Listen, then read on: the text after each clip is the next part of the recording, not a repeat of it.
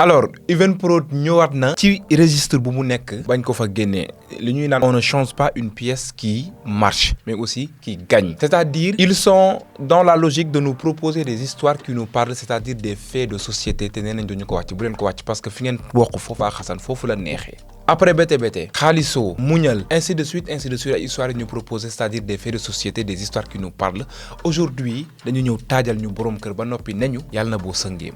te loolu d'habitude bu ñu koy wax ce genre de phrase c'est-à-dire que est-ce que tey jii dañ koy wax pour soucier wu ci borom kër gi wala dañuy koy wax pour soucier wu ci tey jii nii lay xaar borom kër ga wala li bootu ci ginnaaw borom kër. Ça, c'est aujourd'hui un sujet, c'est-à-dire c'est une phrase ou bien des phrases qui méritent d'être décortiquées et les décortiquer nous poussera également à décortiquer tout ce qui résume aujourd'hui l'histoire à travers ce teaser qu'on nous a proposé, mais un teaser assez poignant, mais assez intéressant, tout simplement piquant.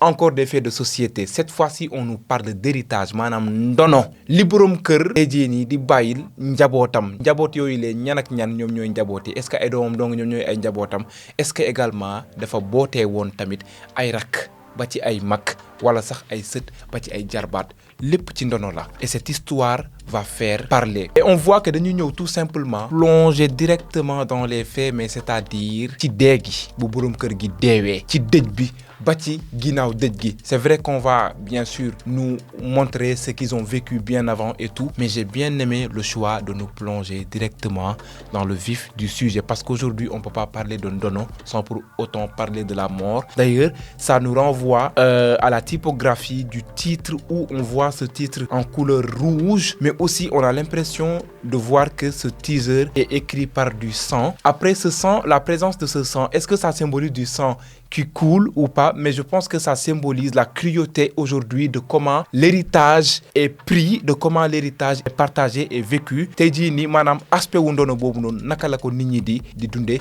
c'est limite vouloir tuer la personne, anticiper sa mort, la tuer au moment où elle est vivante, c'est-à-dire xaajoo nit ki, tu vois, xaajoo ko daggati ko jël yàppam et tout ça tasaare ko te fekk mu ngi dund sax deewagul laataa dee lañ lay miraas laataa dee lañ lay jël. Du coup on voit ce titre avec du sang, donc ça montre le côté cruel aujourd'hui des familles qui se divergent, mais aujourd'hui qui se crêpent les chignons autour de l'héritage, mais autour aujourd'hui de ce que le borom kër nous laisse derrière lui, sa famille. Alors, on va tout simplement regarder le teaser et l'analyser en amont. Le teaser commence par une scène d'hôpital où on retrouve l'actrice, bien sûr, Mary Bey, qui assiste Ousmane, l'acteur principal, c'est-à-dire le chef de famille, bi nga xam ne moom mooy perdre sa vie. Alors, le fait qu'on commence directement par cette scène, je pense que c'est une chose assez intéressante et ça nous plonge également sur un sujet qui mérite d'être traité. Parce que sujet boobu noonu, c'est un sujet dont on ne parle pas souvent, mais qui fait office de réalité, mais li nga xam ne dañ koy dund.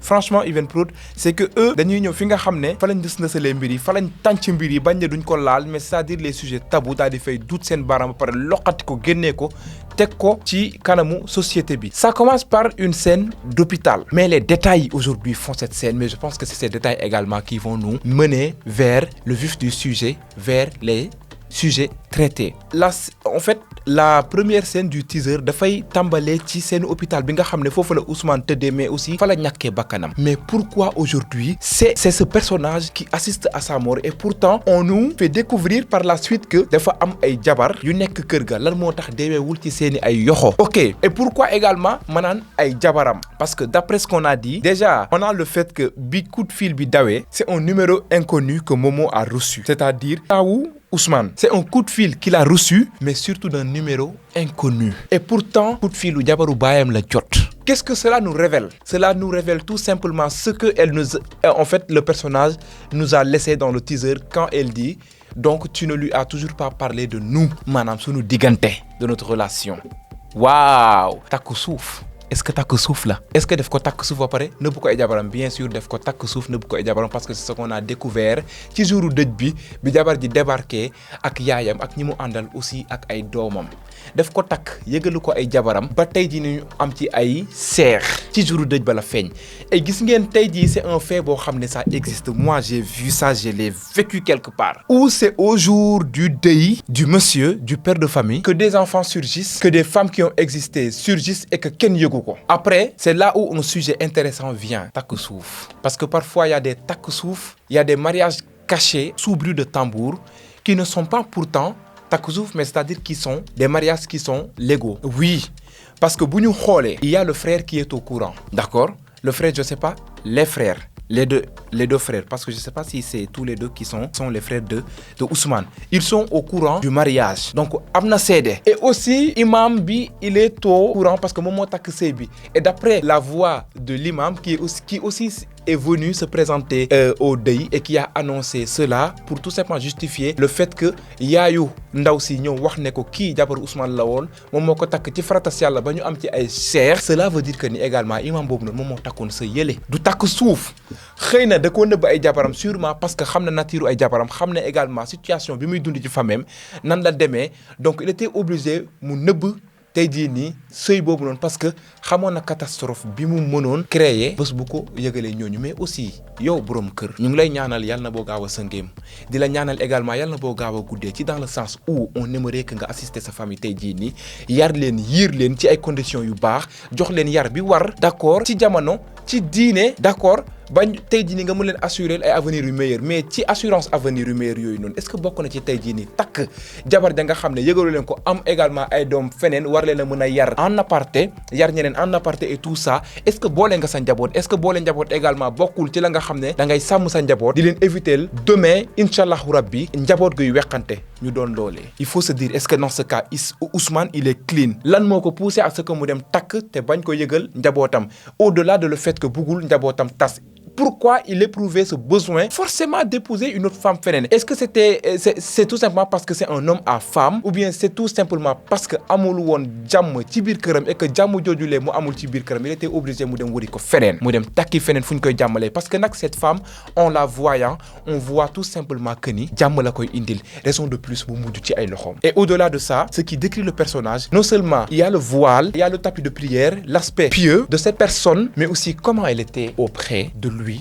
ba bu muy dee muy jooy d'accord contrairement à ñi nga xam ne ba ñu yëgee dee bi bien sûr am na famille bu jooy mais ñaari jabaram yi surtout nag Aïda jooyul de non Aïda elle était en train de lijjanti kan mooy dondu ak kan moo dul tondu d'accord kii moo réew ak kii moo réewul et tout ça d'ailleurs je pense que c'est elle la terreur raison de plus on la retrouve sur cette affiche où mu nekk vraiment en position de domination vraiment par contre kii nga xam ne ci ay yoxoom la deewee je pense que kooku moom moo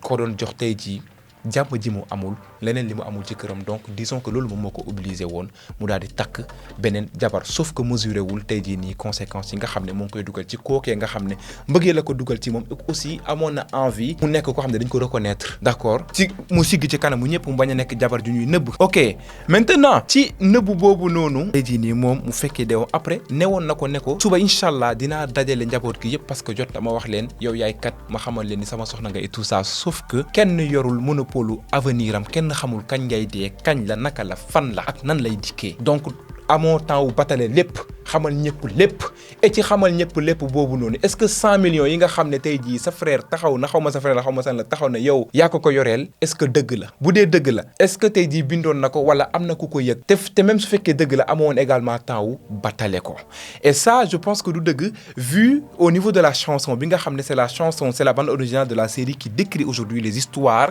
composant aujourd'hui la série mu ngi wone ne tey jii boo deewee ñii taxaw ne yoreel nga ma nangam sa baay yoreel woon nangam alors que du woon sax dëgg ku tukki ku nekk rek dañuy daal di reer sa ginnaaw moom moo xam nag ku nekk naka lay reeree sa ginnaaw waaw moo xam ndax lekkin bu rafet la wala lekkin bu ñaaw la ndax day saax-saaxee lekk ba vraiment ñii taxaw bëgg sa ay soxna bëgg sa ay jabar te d'habitude ñi la gën a jege la te loolee dafay ñaaw te dafay wone ne tout simplement am na ñoo xam ne c'est pas parce que da nga dee ñu bëgg sa ay jabar mais dañoo teg seeni ko ci say jabar boobee yaa nga dund maanaam rey nañ la te deewaguloo d'accord à l'image de ces deux hommes yu ñu gis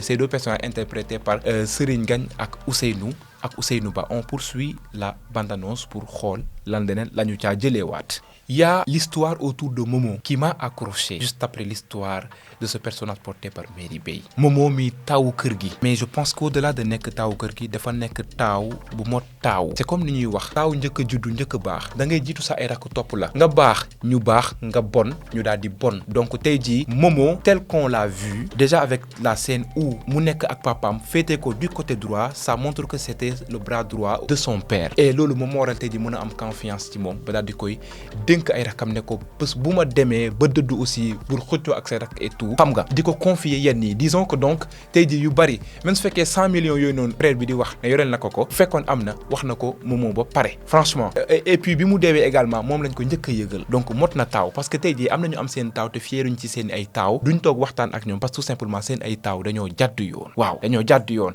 am na également ay taaw yoo xam ne ñoom ñoo mujj mere seen i baay bëgg ñu xam si ñoom dara parce que motuñu woon baay yu ñu doon ci ñoom taxaw ñoon taxawaayu également baay alors li tax histoire Momo gën a intéressante c'est pourquoi Aïda taxaw ne ko Momo doo dondu waaw après il y a sœuram bi le personnage interprété par Roselyne Sylla d'ailleurs j'ai énormément éprouvé de plaisir de retrouver Roselyne ci une fois dans des productions parce que franchement elle a le don de nous servir à chaque fois du bon bacla bam moom elle est parfaite c'est notre Olivia Pope comme je l'appelle franchement alors mu taxaw soutenir ko ne ko Momo fi nekkoon tout le temps yar ñu je sais pas quoi et tout soutenir ñu xam nga quelque chose comme ça et puis le frère également le personnage interprété par Nouroudine Diallo bien sûr ça se voit que il y a aujourd'hui un sentiment de redevabilité bu ñu éprouvé ils ont bien joué franchement cette scène parce que waxuñu exactement lan moo xew mais à travers leur facio aujourd'hui on a su comprendre que ni am na benn sentiment de redevabilité bu ñu nourrir vis-à-vis de Momo après pourquoi ñu war a agsi foofu noonu donc Momo est-ce que doomu jiitle la wala je sais pas doomu jiitle yaayam dafa dee wala mu tas ou bien doomu orjo la woo ba tax mënul doon parce que bu fekkee yaay ji dafa dee wala yaay ji tasoon aussi il reste légitime donc ci islam ni mu ko bindee d'accord lenn moo war a nekk c'est que doomu orjo la donc ñu ne ko doo dondu xamal ko ne ko yow nii nga juddoo et que bu nekk histoire boo xam ne wala secret boo xam ne dañ ko nëbboon vu comment Momo am surprise parce que tout simplement relation yi mu nuy woon ak papaam bugg ko woon tout simplement xamal loolu je sais pas daal quelque chose comme ça en tout cas loolu lay daal di nuróol donc ñu ne ko doo dondu après loolu mooy waral également doole bi ñu am tey ji ba génnee ko kër gi mu daal di mujjee ji feneen oh my god franchement Ibn Prod vous avez tapé fort et tey jii nii bu ñuy wax ci histoire ndono ci histoire héritage cela va au-delà de tey jii nii héritage bi nga xam ne say jabar say doom tey jii nii war nañ ko mën a am mais aussi ñi nga dëkkal say rakk d'accord moo xam yu jigéen ak yu góor d'ailleurs je pense que c'est l'exemple de ces personnages interprétés par Fat Dam mais aussi par comment il s'appelle encore celle qui avait damay fàtte turam moom moo interprété woon Naar Diop ci Bikini Production ci benn série bon je sais plus de quelle série il s'agit bien sûr voilà je pense que ay rakkam lañu parce que Fat Dam naan ce personnage-là bi muy naan kër gi Fall la sant le fait qu'on les ait collés ensemble c'est pour nous montrer que ñoom ñaar ñëpp Fall la ñu sant ci kër gi lañ dëkk et c'est pourquoi également l'actrice avait convoqué le personnage joué par Fat Dam ñu toog mu ne ko kilifa buy dund ci lañ koy miraas nga teel a xam sa suba xaw ma sa ëllëg nga teel a xam li ngay am je sais pas quoi maintenant foofu noonu est-ce que tey jii nii il parlait aujourd'hui de l'héritage bu ñu li nga xam ne moom la ñu mënoon am ci héritage wu tey jii nii Ousmane di seen mag ou bien Ousmane baayam ci boppam baayam mi leen boole jur moom lañ doon jéem a xool ñu koy miraase parce que bu ñu waxee tey jii nii Ousmane ak njabootam mais Ousmane également ak ses frères d'où l'importance d'avoir créé une famille ci beneen gàlle muy famille wu sûrement Ousmane frère am yi et tout d'accord ak ay sœuram ça me renvoie à phrase bi waa ji wax ci suuf mu ne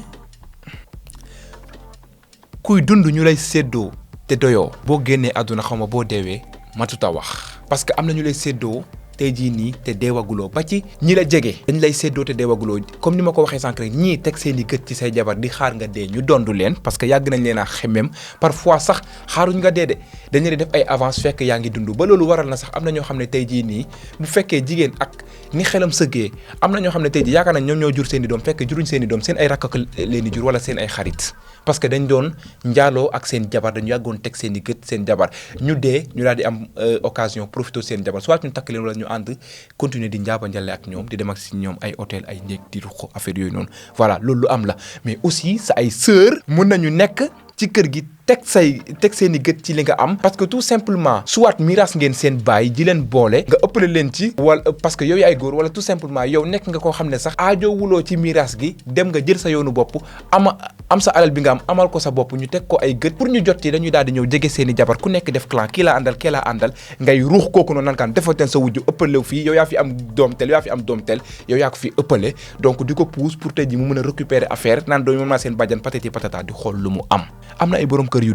deewuñ naturellement de dañoo anticiper seen dee rey leen ngir mën a salfaañe héritage bi ndono li pour mën cee teel a jot waaw. D'ailleurs en parlant de histoire Ousmane mi nga xam ne ak ay frères am et tout ça peut-être qu'on va parler également de d'autres histoires par rapport ak seen baay ndono bi mu bàyyi ça me renvoie à seenu Pathé Sène bi ak Serigne Ngagne bi ñu nekkee ci gàlle bi ak les autres kii la femme la Fat Dame ak Nar Diop moomu noonu et là ça nous montre que ñoom ñoo bokk benn famille bi d'accord après ñoom li ñuy xëccoo sûrement c'est par rapport ak seen baay lim leen daal di bàyyil tout simplement d'accord après voilà donc dinañu gën a creuser affaire bi d'ailleurs il a dit cette maison du Laye Fall moom moo ko tabax franchement je pense que le personnage là interprété par Ousseynou Ba il est d'une mauvaise intention pour dire vrai vraiment Ousmane me devait 100 millions cette maison du Laye Fall moom moo ko tabax sunu papa moom moo ko tabax nga tukki 10 ans après teewul da ngaa ñëw di xëccoo nekk xanaa sa tukki moom jarul la dara wala yow moom bon je comprends pas franchement cette série dinañu refléter en tout cas des choses yu nga xam ne tey nit ñi ñu ngi koy dundaale ci biir kër yi ci biir néeg yi ci ëtt yi ci mbedd yi nit ñaa ngi xoolante di ko xoolante seen biir te sax ñu ko waxante mais série bi di ñu ko wax et je pense que ça ne va pas se limiter foofu noonu kese parce qu'il y a le personnage là de celle qui avait interprété le personnage de Raïssa je crois dans Dérapage pour ñu gis mu toog ci tomb di daal di maudire un certain El Hadj Gora Gueye et tout donc loolu dafay indi beneen histoire tey jii et je pense que elle si elle n'est pas la femme de Momo, c'est sûrement sa copine parce qu'en moi-même je me suis dit que c'est sa sœur mais je pense que non et elle aussi elle vit une histoire d'héritage de ndono dû à des problèmes et tout je pense que moom yaayam lañu je ne sais pas approché nax ko affaire yooyu noonu et aussi qu'elle est dans une famille tout simplement polygame et également c'est une chose d'habitude là où il y a problème de ndono c'est toujours ou pour la plupart c'est dans des familles où il y a énormément de femmes c'est dans les familles qui vivent la polygamie dans des familles polygames après aussi ça revêt aujourd'hui un côté néfaste mais vilain de la polygamie d'accord même s'il y a des avantages mais également il y a de belles choses dans la polygamie et tout parce que boo amee njaboot bu dul weqante njaboot bu juboo bu déggoo tey jii nii di la procurer de la joie ay jabar yu déggoo ay doom yu juboo ànd loolu c'est des bienfaits de la polygamie c'est un côté très beau de la polygamie mais njaboot yu weqante di saagante di tasaaroo nga dee sax ñu continuer di defante ay jëf loolu c'est un très mauvais côté de la polygamie bien sûr et ñu war ci bàyyi xel à chaque fois bu ñu waree takk ay jabar yu bari bien sûr il y a également d'autres histoires comme ce personnage interprété par